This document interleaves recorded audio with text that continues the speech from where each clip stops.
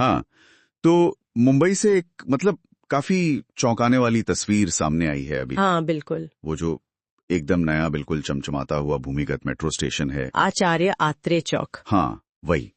उद्घाटन हुए मुश्किल से मुझे लगता है 15 दिन भी नहीं हुए थे, हाँ बिल्कुल नया। और पहली ही तेज बारिश में पूरा पानी से भर गया। ये थोड़ा अजीब है क्योंकि दिल्ली वगैरह में तो हम सोचते हैं कि अंडरग्राउंड स्टेशन मतलब बारिश से बचाओ। हाँ वहाँ तो आप नीचे जाते हैं बचने के लिए। हाँ, यहाँ तो बारिश ही अंदर आ गई। हाँ तो इसी पर टाइम्स ऑफ इंडिया में एक एडिटोरियल भी आया है। उसका टाइटल है अर्बन एक्वागमायर। हाँ, शहरी दलदल। बिल्कुल। कि क्यों हर भारतीय शहर मतलब चिंता से देख रहा था।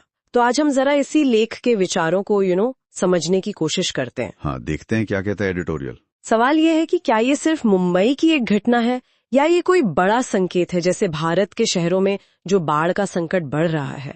एडिटोरियल शायद उसी तरफ इशारा कर रहा है। हाँ बिल्कुल, और एडिटोरियल यही करता है, वो इसे एक बड़े पैटर्न से जोड़ता है। कहता है कि ये सिर्फ मुंबई की कहानी नहीं है। अच्छा। आप देखिए, चाहे वो गुरुग्राम हो, चेन्नई हो, बैंगलोर की भी बात की आपने। हाँ, बैंगलोर में भी हुआ। हाँ, कई भारतीय शहर हैं जो अब मॉनसून का स्वागत नहीं करते, डरते हैं उससे। पहले बारिश मतलब राहत होती थी। सही बात है। अब चिंता होती है कि सड़कें नदियां बन जाएंगी। तो एडिटोरियल इसी बढ़ती शहरी बाढ़ की समस्या पर ही फोकस कर रहा है। लेकिन एमएमआरसी यानी मुंबई मेट्रो रेल कॉर्पोरेशन, उन्होंने तो एक सफाई दी है। कहा कि कोई पानी रोकने वाली दीवार थी, वो डर गई। हाँ, उन्होंने ये स्पष्टीकरण दिया है, लेकिन एडिटोरियल इस पर सवाल उठाता है।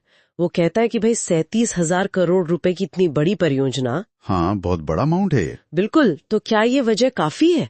क्या ये एक ठीक बहाना है? एडिटोरियल को तो ये काफी कमजोर लग रहा है। और वो यहीं से मुद्दे की जड़ में जाने की कोशिश करता है।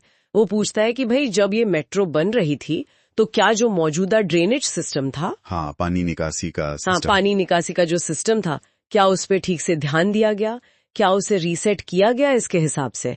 अक्सर होता है कि ऐसी बड़ी परियोजनाओं में पुरानी व्यवस्थाएं गड़बड़ा जाती हैं। हाँ, ये तो होता है। और साथ ही वो उस पुरानी समस्या पर भी आता है कि हमारी जो तूफानी पानी की नालियां हैं, स्टॉर्म वाटर ड्रेन्स, हाँ, उनका इस्तेमाल कैसे कूड़ा फेंकने के लिए होता है, तो उनकी पानी निकालने की क्षमता वैसे ही कम हो जाती है। हाँ, वो तो चोक हो जाती है पूरी। तो मतलब एडिटोरियल का एक मुख्य बिंदु ये है कि इतनी महंगी बड़ी बड़ी परियोजनाएं अगर वो खराब इंजीनियरिंग या प्लानिंग की वजह से ऐसे फेल हो जाएं, तो उनका असल फायदा क्या है? बिल्कुल यही सवाल है। और ये बात और ज्यादा चुभती है जब हम देखते हैं कि सिर्फ ये नया स्टेशन नहीं, बल्कि दक्षिण मुंबई, सोबो के पॉश इलाके, हाँ बिल्कुल, वर्ली जहां दुनिया की सबसे महंगी प्रॉपर्टीज हैं, या फिर बैंगलोर का व्हाइट फील्ड जो हाईटेक हब है, वहां भी पानी भर रहा है। हाँ वहां भी बाढ़ आ रही है। तो ये अमीर इलाकों में बाढ़ आना क्या दिखाता है? ये सिर्फ पैसे की कमी का मामला तो नहीं है। नहीं, बिल्कुल नहीं। ये दिखाता है कि प्रॉब्लम सिस्टम में है, व्यवस्था में है। और यहीं से एडिटोरियल शासन वाले मुद्दों पर आता है। अच्छा, गवर्नेंस पर। हाँ, लेख में जिक्र है कि कैसे नगर निगम के चुनाव टलते जा रहे हैं, या सड़कों के गड्ढों की मरम्मत का वो जो कभी न खत्म होने वाला सिलसिला। हाँ, वो तो हर साल का है। हाँ, तो ये एक गंभीर सवाल खड़ा करता है कि क्या हमारी जो राजनीतिक और प्रशासनिक व्यवस्था है वो शहरों की मदद करने के बजाय कहीं उन्हें नुकसान तो नहीं पहुंचा रही जाने अनजाने में। पहले एक बहाना होता था, आपने भी सुना होगा, कि भाई हमारे शहर इतने लाखों लोगों के लिए प्लान ही नहीं हुए थे, पुराने शहर हैं। हाँ, ये दलील दी जाती थी। लेकिन एडिटोरियल कहता है कि देखो, आज के टाइम में जब हमारे पास बेहतर टेक्नोलॉजी है, पैसा भी है, आर्थिक शक्ति है, हाँ आर्थिक शक्ति है, तो ये बहाना अब नहीं चल सकता। मतलब नागरिकों के प्रति कोई जवाबदेही तो होनी चाहिए।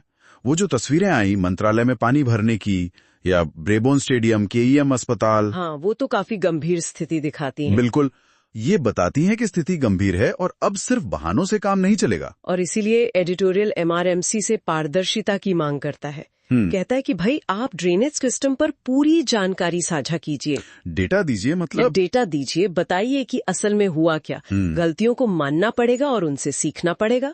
यही आगे बढ़ने का तरीका है, खासकर जब जनता का इतना पैसा लगा हो। बिल्कुल। और आखिर में एडिटोरियल एक बहुत ही बुनियादी लेकिन बहुत महत्वपूर्ण सवाल पर छोड़ता है। हाँ, ये जब भारत दुनिया की चौथी या पांचवी सबसे बड़ी अर्थव्यवस्था बनने की बात कर रहा है, तो यहाँ के आम शहरवासियों के लिए जो जीवन की गुणवत्ता है, क्वालिटी ऑफ लाइफ, वो अक्सर इतनी खराब क्यों लगती है? ये बहुत बड़ा सवाल है। मतलब बुनियादी चीजें जैसे बारिश के पानी की निकासी ये भी ठीक से काम क्यों नहीं करती? हाँ, और शायद एडिटोरियल का निचोड़ यही है कि हमारा शहरी विकास अक्सर बड़ी दिखने वाली चीजों पर फोकस करता है। Flyover, metro. हाँ, जो दिखता है। हाँ, जो दिखता है। जबकि ये जो बुनियादी लेकिन कम आकर्षक व्यवस्थाएं हैं, जैसे ड्रेनेज, इनको नजरअंदाज कर दिया जाता है। और नतीजा, इतना पैसा लगाने के बाद भी ऐसे संकट आते रहते हैं जिन्हें रोका जा सकता था। सही बात है। तो श्रोताओं के लिए भी एक सवाल छोड़ते हैं जो एडिटोरियल की भावना से ही निकलता है कि आज हमारे पास टेक्नोलॉजी है, पैसा है, फिर भी कौन सी बाधाएं हैं जो भारत के शहरों को मॉनसून जैसी एक सामान्य अपेक्षित घटना का सामना करने लायक इंफ्रास्ट्रक्चर बनाने से रोक रही हैं? सोचने वाली बात है। क्या हम जल विज्ञान के जो सामान्य सिद्धांत हैं, उनको खराब प्लानिंग और मैनेजमेंट की भेंट चढ़ने से रोक सकते हैं?